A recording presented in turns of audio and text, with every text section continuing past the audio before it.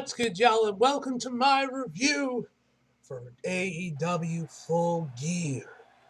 Holy Jesus, this was a phenomenal show, man. The main event was fucking incredible. The twist at the end, the twist ending, had me jumping out of my seat. I did not see it coming at all. I was screaming, "What the fuck?" at the top of my lungs, bro. I was absolutely shocked and shook by what I witnessed. The rest of the card overall was really fucking good.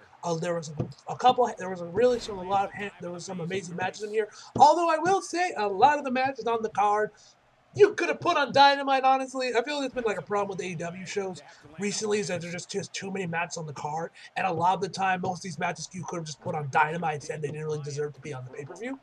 But besides that, man, a lot of amazing matches. Jungle Boy was amazing. The main event was amazing. The women's match was amazing. The fatal four-way match was amazing. The tag match was great as well, man.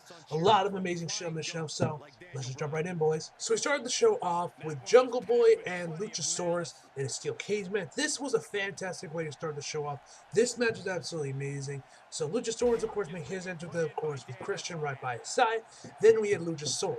Then we had Jungle Boy, rather, excuse me. Jungle Boy making his entrance after Luchasaurus. And Jungle Boy straight up thinks he's the fucking Undertaker because once he gets inside the cage, he closes it down like he's fucking 2008 Undertaker and the Hell in a Cell match at SummerSlam against Edge. It just reminded me so much of that. And that wouldn't be the only time you would pay tribute to the dead man in this match either. Not even for Luchasaurus. So Luchasaurus is on predominantly on the offense at the beginning of the match, throwing Jungle Boy all over the goddamn, throwing him all over the cage, just like yeeting him into the cage, man, just throwing him in there. Eventually, Jungle Boy does start to bleed a little bit. No lie, as the match continues on, the dude low-key starts bleeding like Prime Ric Flair, low-key, where his face is just completely covered in blood. And I love the visual. That one shot where Luchasaurus is like grating Jungle Boy's head against the chain link, you know, the cage, and you can see some of the blood going down onto the actual to some of the cage itself. I thought it looked really good. As the match continues on, Luchasaurus distracts the ref while Christian actually manages to pickpocket one of the outside referees to grab the keys to the steel cage, and he opens it. But right as he opens, that's when security shows up and take him away.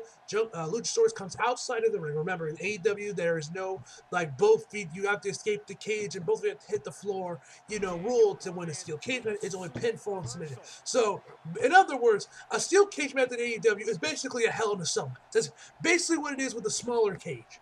I feel like kind of like with that one, they just kind of combine both both match types and just into one match. And also kind of explains why we haven't seen that all. I'm pretty sure this is the second time we've ever seen a steel cage match in AEW. The first time was, of course, with Cody and Wardlow, and I'm pretty sure on a Dynamite, if I remember correctly, many, many years ago.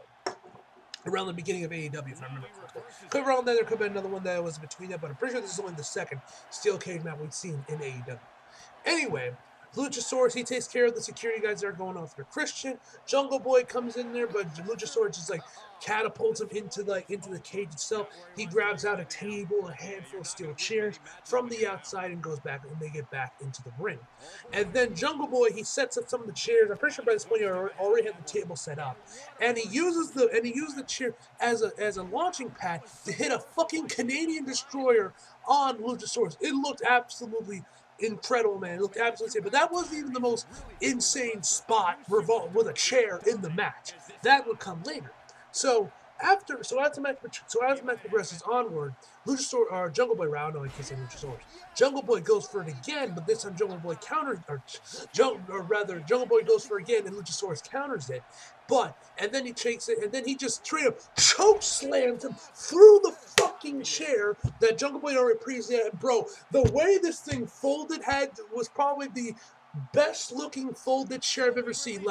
That's every one of the all-time best looking chair spots I've seen where the chair just folds up folded like three different places. It looked amazing, man. Brutal, and I'm sure it sucked for Jungle Boy, but it looked fucking best when you saw the after of the chair looked like afterward. And then also, I'm pretty sure it was after the Canadian Destroyer where Jungle Boy straight up sits up like he's the Undertaker, bro. He straight up sits up like he's the Undertaker, bro. I was just waiting for the Dong. Anyway, we have him hit it. We have Luchasaurus hit a tombstone pile driver, and then I gotta think this whole spot kind of looked kind of weird, but I think it's just because I'm just so used to the tombstone pile driver being delivered in one specific way, or I guess two ways, because of the Undertaker.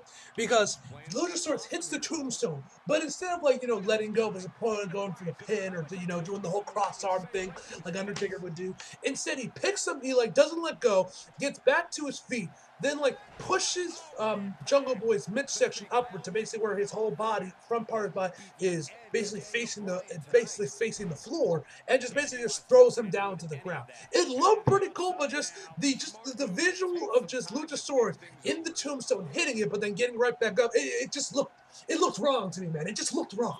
Like I said, this could just be an Undertaker thing with me, man, but that just looked wrong to me. It just kind of looked wrong. The way he ended it looked pretty cool, but that just looked wrong to me, man.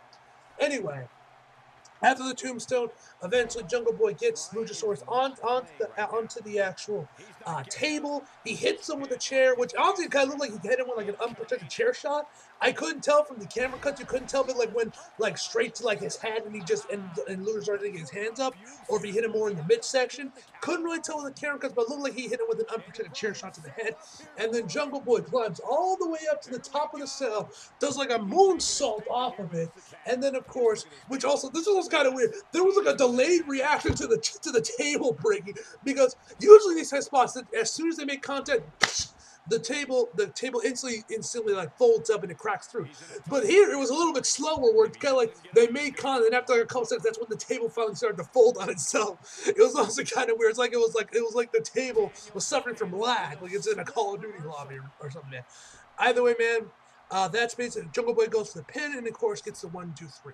Phenomenal match, man. The blood added a lot to this match, man. And yeah, I'm definitely curious to see where this is going to be going. If what's going on, what's going to happen with Christian next. If Jungle Boy's now going to move on to feuding with MJF now, possibly for the AEW Championship. But yeah, man, for an opening match, this was a fantastic way to start the show off, and a fantastic steel cage match to start the show off, man. Just a fantastic match overall. So next up was the Death Triangle versus the Elite. Now, when this match started up, I was fully expecting Kenny or one of the Bucks to take some sort of dig at Punk. Surprisingly, I didn't, because the crowd did it for them. There were chants of "fuck CM Punk" raging through the arena for the opening bell, and apparently there was also a Colt Cabana chant as well, which I did not hear, but yeah. I think I saw this tweet from Geekdom that I think said it best, that he was something along the lines of for 7 years we heard CM Punk chants in various arenas, and now we're hearing "fuck CM Punk" chants. How times have changed. Listen, man, we still have no idea what the full story is on the media scrum thing. We don't know what's going on with Punk. We do know he is injured, so even if they cleared him, he couldn't be back on TV anyway because he's injured. Honestly, I do hope Punk is back, but I know that's mostly biased from my part because you guys know how much I love Punk, and I just don't want him to go. I don't want him to see him retire just yet. I want to see more of him. I don't want it to end like this, but we'll have to wait and see. Will AEW bring him back in? Will they buy out his contract and then Triple H signs him? I don't know, man. I don't know what's going on with Punk. I just hope he wrestles more. I just want him to wrestle some more. But he shows in this run that he still got it. He might be older, but he still can. But he can still drop 5-star classics in his sleep. It's anyway. But yeah, I hope Punk is back. Either whether it's with the E or AEW, I hope Punk is back eventually. Please, please, Punk. Oh, come on, bro. You're too good, man. I don't want to see you go just yet. Anyway, this match was absolute fucking insanity. There is no way in hell I'm going to be able to do this match justice. But yeah, I'll just go over a handful of my favorite spots because there was a lot of them. So we started the match up with Kenny and Pac going in there. Eventually, you had Nick Jackson and Ray Fiends they were going crazy. You had this one incredible exchange where Nick was doing a spin on the ropes, going for a clothesline, and then they went out to the outside, and Ray Fiends goes for a powerbomb attempt by jumping over the top rope and hitting a powerbomb while Nick Jackson is standing on the apron. That gets countered. They go out on the outside. They go back into the ring, man. Just straight up insane. There was four super. It was Kenny. It was the Bucks and and Pentagon and Phoenix like hitting each other with like 4 double super kicks first to their legs before they hit each other with like these like punt kicks, and then they like the other two and eliminate themselves, and then they all do a fucking kip up right back up there. You had like the Death Triangle hitting triple tombstone pile drivers. Matt and I'm pretty sure it was Matt and Pentagon hitting a hurricane run off the top rope, and Pentagon lands on everybody else. The Rise of the Terminator, man. It was just so much insanity with the spots, man. So many insane spots this match, man. It'd make your head spin. But anyway, we end the match off with Ray Phoenix with Pac giving Ray Phoenix the hammer, which we've seen this a couple times on Dynamite. He wants to use the hammer. Eventually, he once Kenny got him up in the one-winged angel. That's when Ray Phoenix hits him with the hammer and gets the 1, 2, 3. And they mentioned this on commentary, how you could tell from that Ray Phoenix was disappointed that this is the way he had to win the match. But yeah, the Death Triangle won the match and retained the championship. I was honestly kind of shocked by this because I thought, the Elite are coming back. They were the original Trios champion. They were basically made for them, that they would have gotten back the belts, and then they would have gone back like business as usual, like nothing happened at the scrum. But no, they kept the Death Triangle the champions. Because I would say they've done a lot good with the titles, and they announced that they're going to be doing the best of 7 series. For a few the next few Dynamites, they're gonna do a best 7 series, and I guess whoever wins the best 7 is a new trios championship. I guess I don't know. They didn't really fully explain that. So, are the belts going to be on the line for all of them? This is something JD mentioned in his review, and I got to agree with him. So, is the belts online for each one of these 7 matches, or is it only or is it whoever wins the series becomes the champion? I don't know. They'll probably explain more about this on Dynamite. But yeah, either way, it was a fantastic match, man. I loved it. So many insane spots. And yeah, the Elite are back. They looked great. They looked fresh. They looked like they're ready to go. And yeah, hopefully Punk will be back as well someday. Please. I don't want him to go. Please. Anyway, then we had Nyla Rose and Jade Cargill. I'm gonna be real. I didn't even watch this match, man. This is the when I saw this match, I was like, cool. This is my match to go grab dinner. So I went back and I grabbed dinner at the J before I went coming back. So yeah, I didn't watch the match. I did catch a little bit of the entrances. Jay Cargill came out as a Thundercat. Wow, you actually had Nyla Rose coming out in a low rider like Eddie Guerrero. And even Vicky was wearing Eddie's merch. The whole "I'm Your Poppy" shirt, which I thought was pretty interesting. I'm questioning the legality. Is that even legal to wear WWE merch on AEW television by the stars? Is this even legal? But yeah, man. Anyway, I of course did go back and watch the match just for this review because fucking why not? To see what I missed. And the match was fine. I didn't think the match was particularly bad, but I also didn't think the match was any good either. It was meh. Why was this even on the show? This should have been on Dynamite, bro. It was only 5 minutes.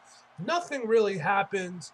Jay Cargill hit a beautiful, devastating-looking punt kick that looked really fucking cool. That's about it. She wins the match, and yeah, 42-0. I don't care, bro. Like I said, this match shouldn't have been. This match had no business on the card. It should have been on Dynamite. Hell, it should have been on Dark. This match was just pointless, man. It served no purpose. It wasn't all that good. The crowd wasn't into it, and it was just not a good match, man. Just not a good match. Anyway, next up we had was the ROH Championship match between Chris Jericho, Sammy G, Cesaro, and of course my man, the GOAT, D-Bry. And we went from quite possibly the worst match, or rather was the worst match on the card for Full Gear, to quite possibly what was the best match on the card with the Fatal 4-Way. This Fatal 4-Way was absolutely insane. Obviously, this would be between the Blackpool Combat Club and the Jericho Appreciation Society. Obviously, a lot of the match was just Sammy G and Chris Jericho working together to take on D-Bryan and Cesaro, which happened throughout a lot of the match where they're just working together, fighting the members of each other's teams, and more or less kind of having mini alliances and trying to keep their guys away. Mostly with Chris Jericho and Sammy Guevara, as they're trying to make sure that Chris Jericho stays ROH champion. Eventually, as the match progresses on, you see Sammy just kind of standing there around when Chris takes a pin, but I believe it was Cesaro ends up kicking out of it, and you can see Sammy getting a little frustrated as the match continues on. You have D. Bryan and Cesaro teaming up. You have Cesaro and D. Bryan like ping-ponging both Chris Jericho and then Sammy Guevara in a bunch of uppercuts as they just kind of go back and forth between each other. You had them hitting, D. Bryan was like running to across the ring from one turnbuckle to one set of turnbuckles to the others, hitting those running drop kick he does in the corner that I always love whenever D. Bryan just like throws himself and like it throws his back into like the turnbuckles and charges in there and goes back and forth. I always loved it when D. Bryan did that shit. Wow, Cesaro was doing uppercuts on the other side. They shake hands. They know they're only two in the ring. They start facing each other. They start going at each other. Have a great exchange. Chris Jericho eventually gets back into the match. Sammy Guevara does some crazy shit like he does like a Spanish fly after one little section with Cesaro. And then this is when we start to see some friction going on with the Jericho Appreciation Society because Y2J goes for a pin, or rather, I think what actually happened was Sammy Guevara hit the Spanish fly, went for the pin, but Jericho went for the Lion's Salt, takes about both. I believe it was Cesaro along with Sammy Guevara goes for the pin, but then later on in the match, Chris Jericho goes for another pin, but Sammy pulls Chris Jericho off of him, and then they start arguing, they start pushing each other. That's when they start going at, and they start, and you see kind of like the alliance of the Jericho Appreciation Society start to fall apart as the match continues on. From there, we just get absolute batshit insanity between these four men. Suicide dives, Sammy Guevara doing Spanish flies off the top rope, man. Absolute fucking insanity. Eventually, Cesaro goes for the Cesaro swing, and as Cesaro is swinging around Sammy G, Chris Jericho goes for a jumping, yes, you heard that right, jumping Judas effect. He doesn't really get all of it. Then once he lets go and once he gets back up, that's when Chris Jericho goes for another Judas effect. This time landing it flush and getting the 1, 2, 3. Phenomenal match, man. I absolutely love this match. A lot of great stuff with this one. And yeah, this might have been my favorite match in the card. If not this one, it might have been the main event, but it's definitely a toss-up between these two. What was match of the night for me. Either way, man, this Fatal 4-Way was fucking incredible. Then we had my girl, Paige, going up against Britt Baker, and man, it feels so good if I say this, but bro, Paige is back, man, and oh my god, Paige looked absolutely fantastic match. Now, yes, she obviously got some ring runs in there, and of course, she isn't as nimble and crazy as she used to be, because of course, she didn't have a neck injury that ended her career, and of course, it's been like 5 years, ring rust and everything. I don't think Paige will ever go back to like fully to what she used to be back before she got injured, just because of the injury, and of course she is 5 years older since then. But Paige in this match, man, she looked absolutely amazing. Obviously, once she made her entrance, and you had Justin Roberts saying, screaming out that this was her first match in 5 years. You can obviously Paige was getting really emotional. Looks like she was always like, honestly, looked like she was like 2 seconds away from crying. As she was making her entrance. Loved her ring gear, not too different from what we're used to seeing her wear before she got injured. Some slight little differences from her old ring gear, but she looked great, man. Love that jacket she wore, man. I kind of prefer when she used to just wear the black one. I think that kind of like worked with the gear a little bit better. But the little like flannel jacket she had wrapped around her wrapped around her waist, excuse me, with the jacket, I think looked pretty good. Her brother was in attendance, and you saw him cheering her on as the match continues on. That's of course when Britt Baker makes her entrance, and then these two ladies go at it. So the match starts off. Of course, they go in the Colorado. They're doing the Colorado tie, but as everyone, the crowd's like, chanting, "Welcome back, welcome back, welcome back." Honestly, what surprised me most was first off how good Paige looked like. Honestly, besides there being some ring rust and her, and all that, she honestly hasn't missed a beat, man. She looked great. It's like we were back. It's like we did. It's like she wasn't gone for 5 years, and we were back in 2017. She's wrestling on SmackDown or not. Like I was actually kind of shocked how good Paige still looked in the ring, man. I was also kind of surprised how long the match went, because I was fully expecting this match to be like maybe like 5-10 minutes, but I'm pretty sure it went about 15-ish minutes. I think is how long the match ended up going. It could have been a little shorter. I didn't time it or nothing, but it felt like the match went for about 15 minutes. Anyway, they go at it. Eventually, we see Paige take her first bump, and at first she like starts grabbing at her leg, at her like neck, and I'm like, oh god, is she injured? Oh god, is she injured? This wasn't the only time where I kind of got where I was like cringing, worrying about Paige's health, and like, oh my god, is she okay? But she ends up like slowly getting up, and it looks like she might be injured. But then she just stands right back up and starts walking around. Obviously, she was just selling and just playing a little possum, just more or less fucking with us. I don't think you should be fucking us with it when it comes to like this Paige, but hey, I get you. But yeah, Paige was completely fine, and we kept going.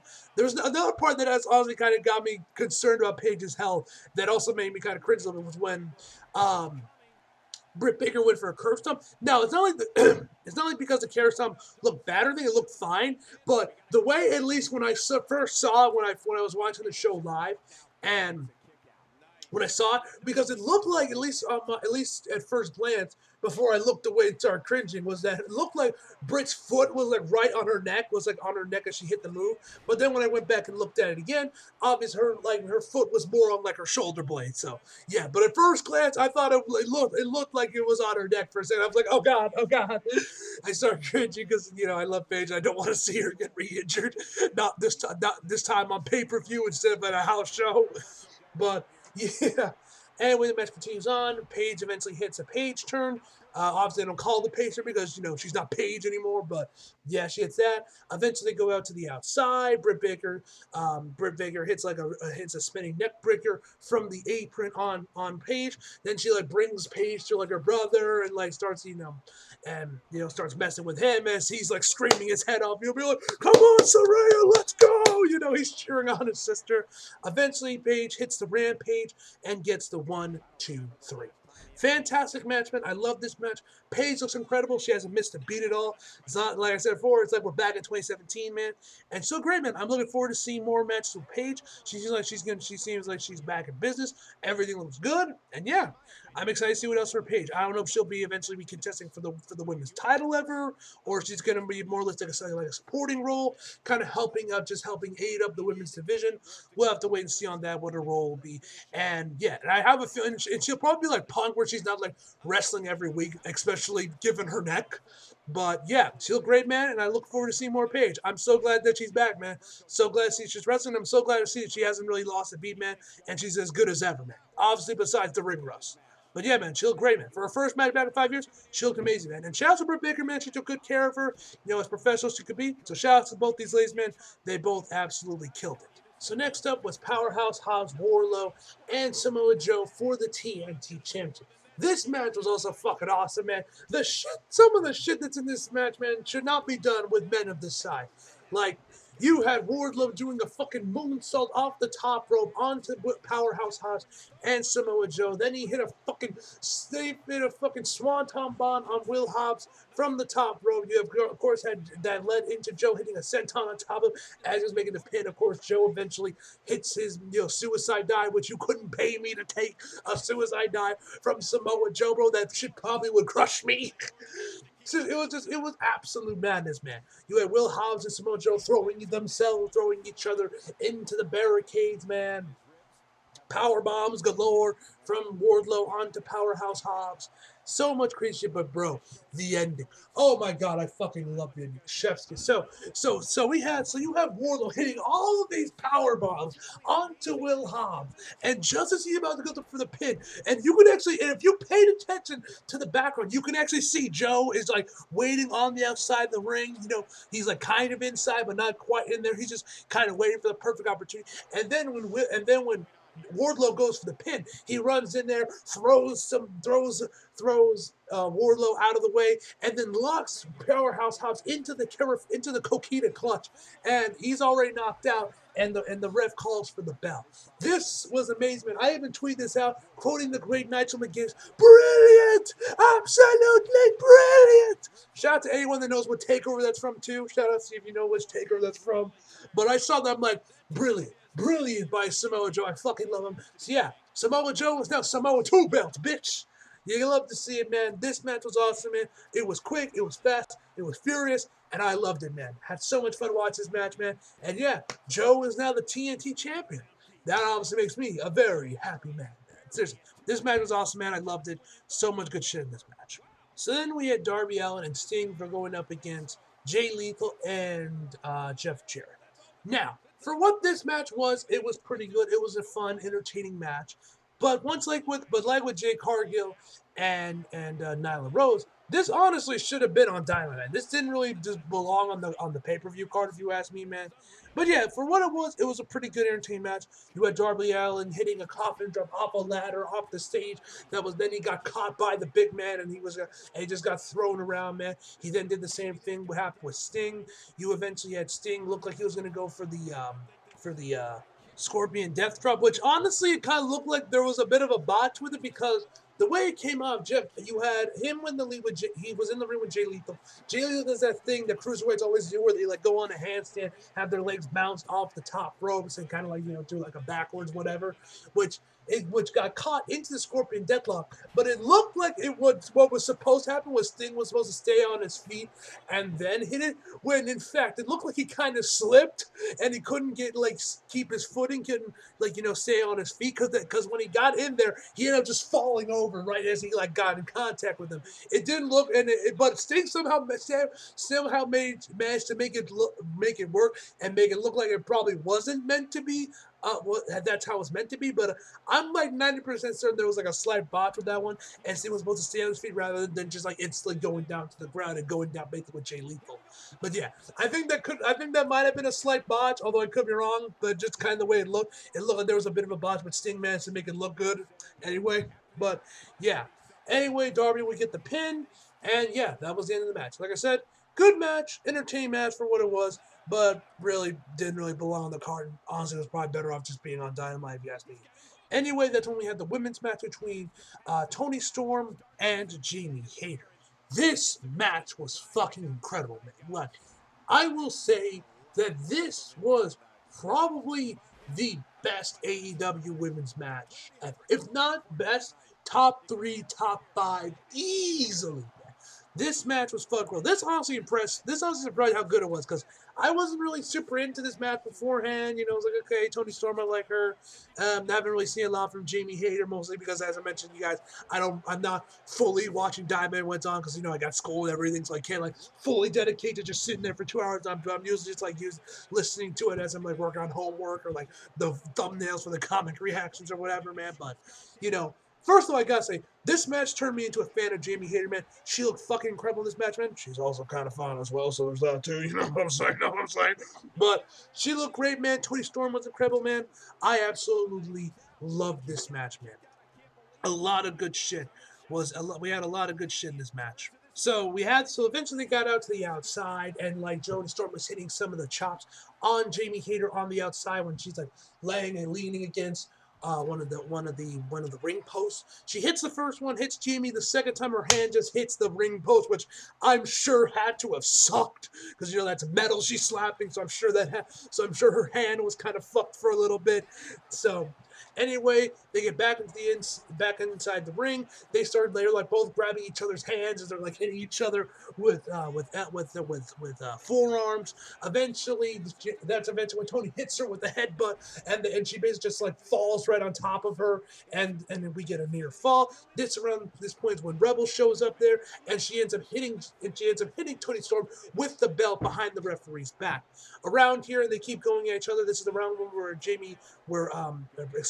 Toni starts to bleed from her nose. It looked like she was bleeding from her nose. Don't know exactly what caused the nosebleed, but she had bleeding from the nose. And the visual of blood, of her nose bleeding and blood coming down her nose, really enhanced the match. If you ask me, man, thought it looked great. They keep going at it. She ends up getting Jamie Hayter goes for a pin, near fall. Rebel goes on top of the apron. She's screaming her head off as she still has the women's title belt dangling from her arm. The referee notices this and of course kicks her out of the ring. These women keep going at it, man. So many insane finishers. You had Jamie Hayter hit a storm zero on Toni Storm, near fall. Toni then hits it, near fall again. So many goddamn near falls this match, man. It was absolutely incredible. Then eventually Toni is thrown out to the outside, where she is then curb stomped on the title bed by Britt Baker. She takes her she was covered in a hoodie, then she unzips the jacket and throws it and takes it off, screaming her head off, man. Then throws her back into the ring.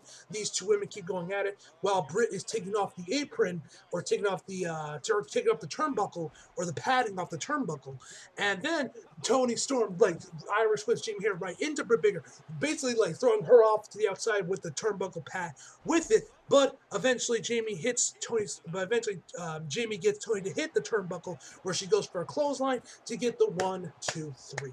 Like I mentioned before, fantastic match, a lot of amazing near falls, man, and these two women really impressed me. I did not think this match would be as good as it was, and I didn't really have any high expectations for it, but this match really impressed me. This was probably the surprise hit of the show, man, because I did not think this women's match would be as good as it was, and it was honestly one of my favorite matches of the night, man. Really fucking amazing match, man. Absolutely loved it. Yeah, like I said before, I definitely would consider myself a fan of Jamie Hayter now. She looked really fucking good in this match, man. And yeah, looking forward to seeing what's up with her next on Dynamite and how, what's going to be going with her and Britt Baker in the women's title and where that's all going to go. And if Paige is going to play any factor in the storyline going forward, or if they're going to go their separate ways after their match. We'll have to wait and see on that. Next up was a tag title match between the Acclaim and Swerve in Our Glory. This match was also fantastic, man, especially the ending, which we'll talk about in a second. But this match was awesome, of course. And I gotta say, Max went fucking off in his little rap promo thing right before the match. This man just went off on these two guys. Obviously, he mentioned Twitter, but then he said that Swerve cheats like Tristan Thompson. He said that he loved Keith Lee in The Blind Side. There was a few other lines, but I'm just like, goddamn, man's just going off today, more so than he usually does in these, man. But yeah, love the little promo thing that Matt Caster did, man. That was great. So the match goes on. They're going at eventually Swerve and I think Anthony Bowen. It might have been Max. I can't remember for certain. Go out to the outside and Swerve grabs one of the extra barricade things they have in the behind the barricade, brings it over and then props it up against the ring. Keith is looking at him like he's crazy, like, bro, what the fuck are you doing? The match continues on. Of course, he tries to put Anthony Bowen through, but he doesn't. He manages to counter it into a suplex. They keep going at it, and then eventually, when Swerve is on the apron, basically right behind where the barricade is, I believe it was Anthony hits a move that almost got him in there, but Keith managed to save him. And I thought just the way Keith did it, and just kind of wraps his arm behind him and puts him back and kind of pushes him back over to the ropes and everything. I thought looked really good. I was like, damn, my man's coming in clutch. Although Max Caster ends up hitting a crossbody onto Keith Lee, putting him through through that barricade, which looked awesome. And then as the match continues on, then Swerve grabs a pair of pliers, and I don't know why he grabbed pliers.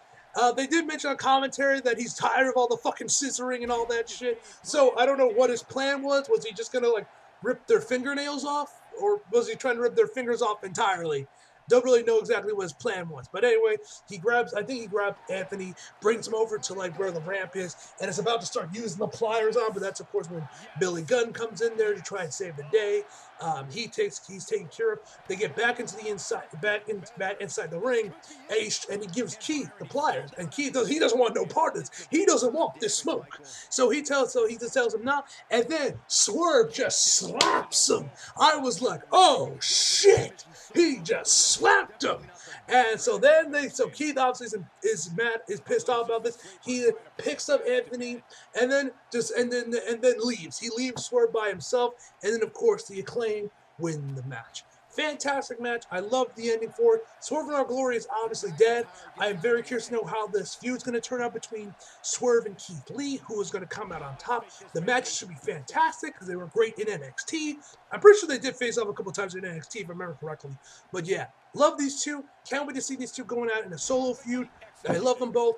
And yeah, that should be awesome, man. I'm looking forward to seeing what they got in store for Swerve and Keith Lee. That should be awesome, man. That should be an amazing feud. Then we finally get to the main event between MJF and Moxley. Now, I will say this. This match was probably my favorite match on the card. I loved it. 5 stars. Fantastic match. I will say, though, I think I liked his match with Punk at All Out this year a little bit more. But this match was fantastic in its own right, man. Mox was basically playing the heel this entire match, while MJF was playing the babyface. And MJF plays a really good babyface, man. Like, I think he really did a good job working with that, and I think I remember I was actually kind of shocked. Like, damn, MGF can actually play like a really good baby. We've already known how great of a heel he is, but MGF could be a damn good babyface too if he really wanted to. But yeah, this kind of makes sense because, of course, it's New Jersey. Everyone wants MJF as champion. No surprise, everyone turned on Mox, and everyone was cheering. Everyone was cheering for MJF like he's like Punk in Chicago, man. Fucking insane, man. So these two go at it, man. So there was a bunch of insane spots where you had like Moxley locked MJF in the figure four, and MJF is like struggling to get to the ropes and like turn him over and everything. You had a table spot where MJF took his sweet ass time getting back in the ring, where he got up to a 9 count before he finally got in the ring again. That one was pretty nerve wracking. You had him hit a tombstone pile driver on the apron, which looked like it really fucked up his knee. If not, MJF is the greatest seller to ever live, because the way MJF was grabbing and screaming, it looked like it actually fucked up his knee a little bit. But if not, my God, that man can sell his fucking ass off, man. But yeah, as the match continues on, the refs start getting knocked out there. MJF grabs a Dynamite Diamond ring. That's when Regal comes marching down, telling him, "Don't you dare use that thing! Don't you dare!" And then, like, eventually, after some more refs get knocked down, and MJF locks, or rather Moxley locks MJF in a submission. MJF starts tapping, but the ref doesn't see it. Regal tells Moxley to wake up the referee, and that's when Regal tosses MJF the brass knucks. MJF hits Mox with them and gets the 1, 2, 3, become a champ. Bro, when I saw William Regal throwing MJF the brass knuckles, bro, I lost my shit. If y'all follow me on Twitter, you guys saw this. I was tweeting like a madman, screaming, "Oh shit, oh shit, oh shit." I was absolutely flabbergasted by this, man. I did not see this coming. I did not see William Regal turning heel on the Blackpool Combat Club on Mox coming, man, and that one was probably one of the best twist endings all year in terms of wrestling, man. That really shocked me, man. I did not see that coming, and it was beautifully done as well, man.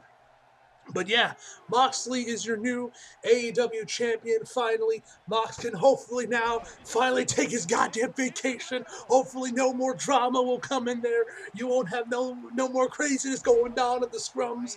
And when Moxley can finally sit back, relax, and enjoy a long vacation, which he's definitely deserved, carrying this company all year as their champion, man. Seriously.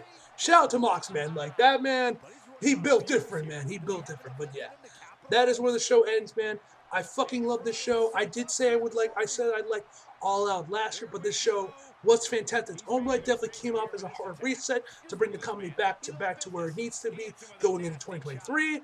Like I said, whether or not that includes Punk, we'll have to wait and see on that. Hopefully it does, because I just want Punk back in there. I wanted to see him face up against Adam Cole. I want him to do one more match with D. Bryan, man. There's a lot that still can be done with Punk and in AEW, but we'll have to wait and see what happens with that. Yeah. Anyway, guys, over on my final verdict for Full Gear is going to be a 9.5 out of 10, guys. So as always, hope you guys enjoyed the video. You like it if you did, subscribe if you're new. Follow me on my socials if you feel like it. Links down in the description box below. And as always, come back for more. See you guys next time. You